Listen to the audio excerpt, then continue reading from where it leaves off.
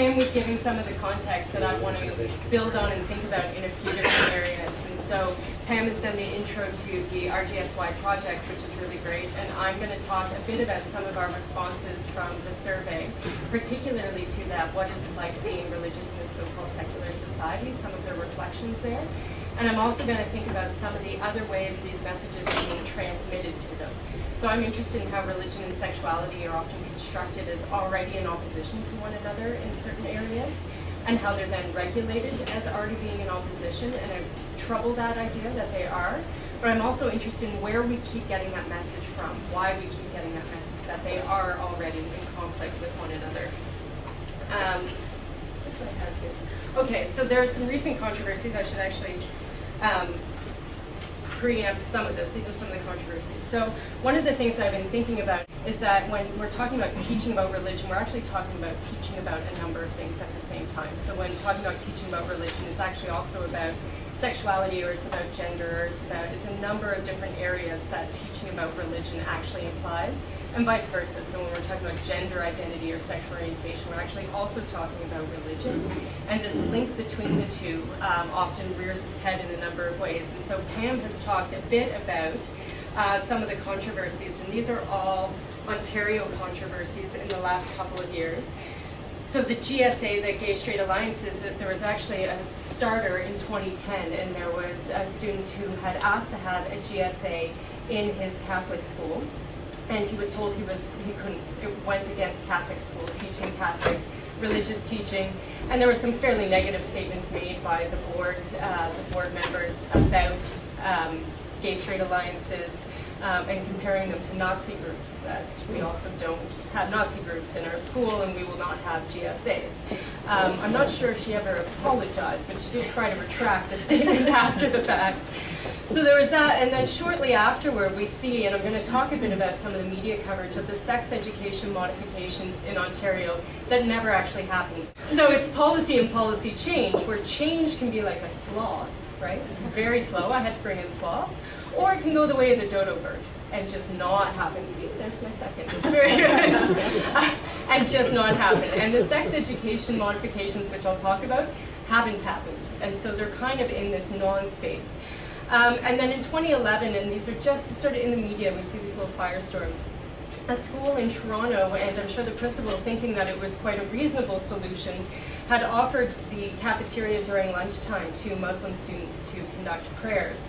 And this, once someone caught wind of it, whoever it was that was not happy about it, turned into a firestorm, and it became a discussion about gender equality. So it became a discussion about how female Muslims are treated and whether they are being segregated from the rest of the prayer space.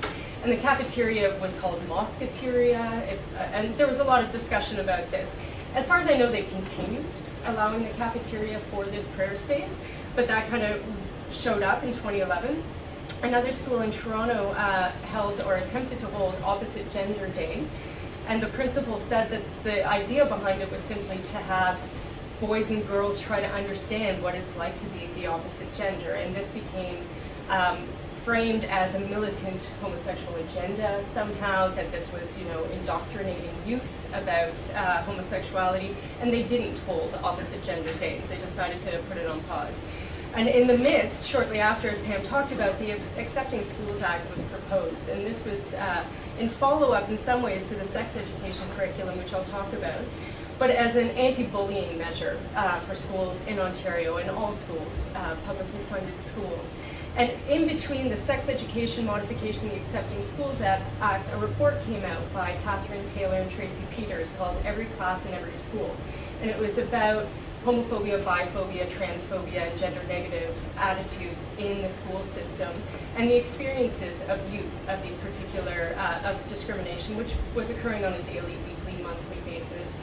They were experiencing discrimination from students and from teachers, and it was predominantly in the public school system, so the secular system, that this discrimination was occurring.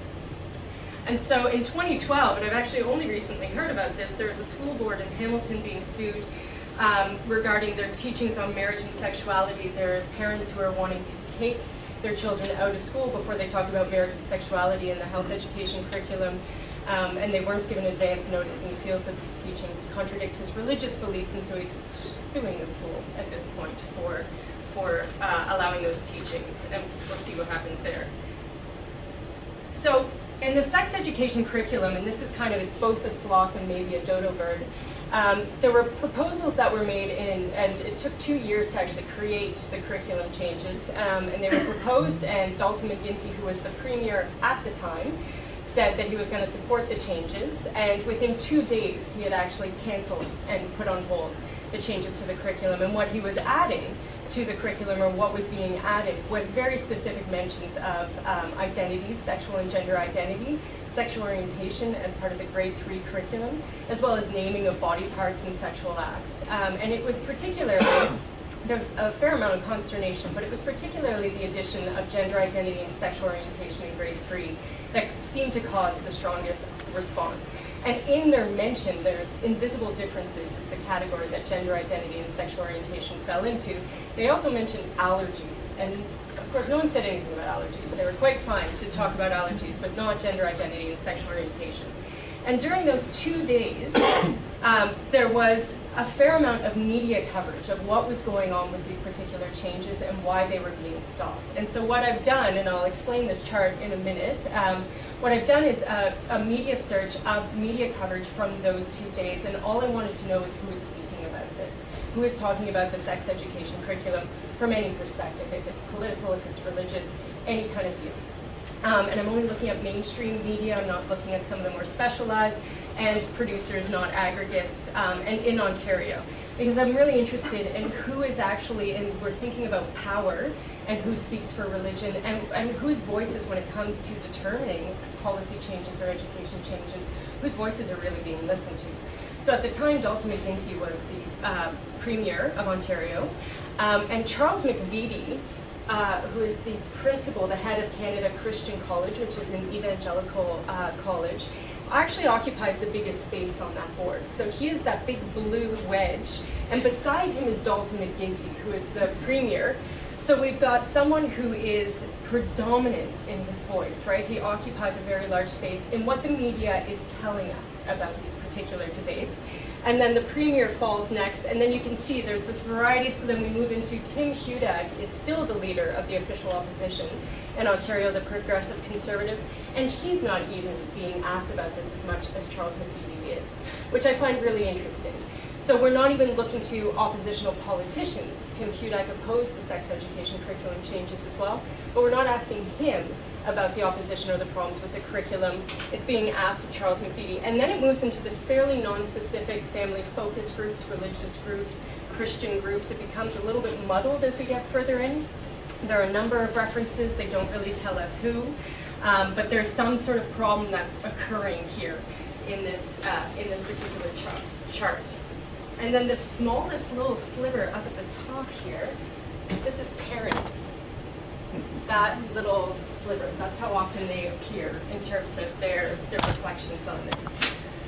So what then does Charles McVitie say? I mean, I almost hate putting it up, but what Charles McVitie, because he's so predominant, and this, I'm going to connect with some of our survey respondents to see how they're internalizing this as their experience of what's going on in religion and education.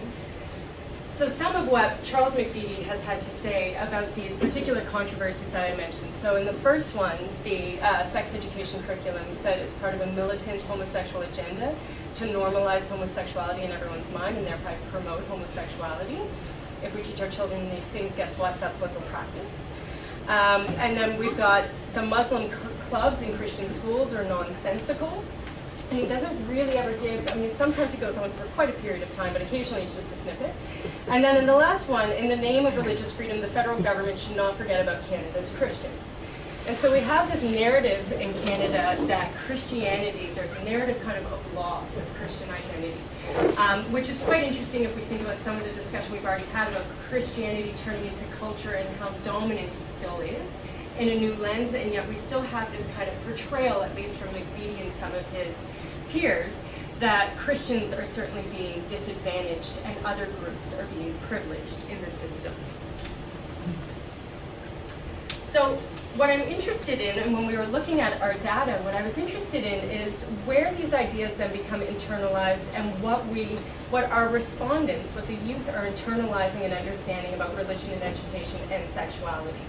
We didn't ask them, what I find quite fascinating, we didn't ask them about education in our survey, and we certainly will be in the interviews, but we gave them spaces, all of these spaces to talk, and some of the themes that kept emerging was education and media. They have a lot of reference to these areas, even though we didn't ask them specific questions about it. So one of the areas that they find that is difficult being religious in a secular society is the permissive view on sexuality. And I've included, you can see, I mean, those are our numbers, and that's their age, how they self-identify, and their religious affiliation. So there's also, they see, and this is sort of a general trend, so I'm giving a few kind of responses to this in the general trend. There's a cultural obsession with sexuality, which they see as negative. Media is sexualizing many things. Sexual license is considered often to be one of the highest human rights, not a source of danger. And then there's these misunderstandings and negative perceptions about religion. And now my assumption, had I seen that category before I saw the responses, I would have thought maybe Islam was misunderstood or there were negative perceptions as being a dominant theme. And it was actually not Islam that they saw as being predominantly negatively perceived, and there are a few.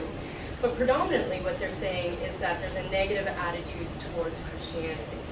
So there's social negativity towards organized religion. I'm judged by my peers as a homophobic anti-feminist if I say I am Christian. Canada has a negative, I know that is spelled incorrectly, a negative view towards Christianity. No one likes Catholics. Media bias against socially conservative religions, especially Catholicism. And if you've noticed so far along the way as I'm giving all the religious affiliations, so far they're all Christian, right? And that was the trend. And I didn't start by looking at Christian respondents. We have predominantly Christian, it's 61% of our respondents are Christian. I just looked at what they were saying. So I took their responses and then just tried coding them for different themes. And then as I was actually putting in the data for which particular religious, if they're self-identifying, which religion they're identifying with, I noticed that everyone that I had seen in these particular themes was Christian. So there's this really strong understanding or experience that Christianity is really negatively perceived and is misunderstood in a secular society, or in Canada as a secular society. And then when they talk about education, so they've got, and this is just a few, one says there is no prayer in school for Christians. Canada is becoming a more secular society. Sometimes I feel people look down on me for practicing my religion. Exclusion in schools often happens, particularly with Christianity, which is not allowed to be mentioned in public schools. New legislation regarding sexual information in elementary schools that is contrary to what I believe is right and true. And I didn't put these up to debate with them or point out that they're wrong about some of this information, but I find it really interesting. So the no prayer in schools for Christian, that's not factually correct, right? That's not actually the experience or the policy or the way it is being regulated. The legislation regarding sexual information in elementary schools, that didn't happen. There wasn't a change. So at this time, that policy hasn't been implemented. But there's a feed, there's something that is going on in terms of where these impressions are coming from and how that translates into their understood experiences of their religious identity within the school system in Ontario. And across Canada as well, but in particular they're sort of looking at this and reflecting on this. And so what I'm interested in sort of generally as we think about this and as we continue the conversation, so one is, and I don't think I put it up here because I kind of added it since we were talking yesterday, is the idea of good and bad citizenship and the different categories of citizenship that we're talking about. So one is good and bad sexual citizenship and how participation as a sexual citizen is being constructed and thought of and how that relates to religion on a fairly frequent basis. There's often sort of an interweaving between that. And then of course, good and bad religious citizenship and how we're learning about that. And I think there's a fair amount of literature on the sexual citizenship component and not as much on the religious citizenship at this point. And so what this dialogue is doing in terms of we have a voice box and the media as a messenger of sorts of particular kinds of ideals and ideologies about religion and education, and that's in the source of Charles McVitie or other particularly ideologically inclined religious groups, and that becomes sort of an experienced reality for youth within the school system.